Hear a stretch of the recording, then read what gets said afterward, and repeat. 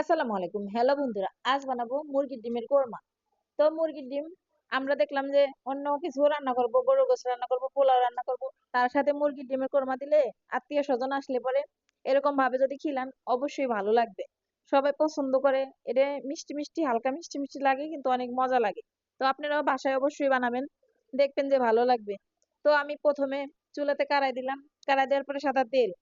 তেল দেওয়ার পরে দারচিনি, এলাচ, তেজপাতা এর দিয়া সুন্দর করে লাড়াচাড়া করলাম। লাড়াচাড়া করে আমি একটু পেঁয়াজ দিলাম। আমাদের আগে থেকেই ভেজে রাখা পেঁয়াজ আছে। তারপর দেখলাম একটু ব্রাউন কালার পেঁয়াজ করে নেই। সেজন্য পেঁয়াজ দিয়ে দিলাম। পেঁয়াজ সুন্দর করে ভাজার পরে দিয়ে দিলাম দিয়ে দিলাম বাটা পেঁয়াজ। আগে থেকেই পেঁয়াজ বেটে রাখলাম, সেই পেঁয়াজ দিয়ে দিলাম। তো পেঁয়াজ দেওয়ার পরে আমি আবার কাজু বাদাম কিশমিশ বেটে রাখছিলাম, সেইটা অল্প পরিমাণের মতো দিয়ে দিলাম। কারণ এতে দুধ বেশি দেওয়া লাগে, ওইটা অল্প পরিমাণ দিলেই ভালো লাগে।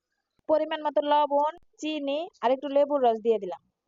তো দিয়ে দিছি, দুধ দিয়ে সুন্দর করে কষাইলাম। কষানোর পরে এর ভিতরে একটু অল্প একটু রসুন বাটা আর একটু আদা বাটা দিয়ে দিচ্ছি। দিয়ে দেখেন সুন্দর করে কষাইলাম। কষানোর পরে এরপরে দেবো কয়েকটা কাঁচামরিচ। যে যেরকম ঝাল খেতে পছন্দ করে, আমরা অতটা ঝাল কমই খাই কারণ গরুর মাংস আছে সাথে, সেজন্য দেখলাম অল্পই দেই। তারপরে কাঁচামরিচ দিলাম। কাঁচামরিচ দিয়ে দেখেন আমাদের সুন্দর হলে কষাই নিছি। কষানোর পরে এই দেখেন ডিম গুলা দিয়ে দিতেছি। ডিম দিয়ে কিছুক্ষণ কষাবো।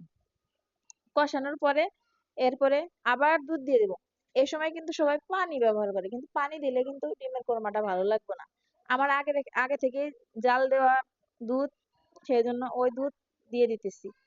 সুন্দর করে দিয়ে দিলাম। দেখেন এই যে আমাদের কোরমা প্রায় হয়ে গেছে। এরপরে যদি যে যেরকম পছন্দ করেন ঘি দিতে পারেন।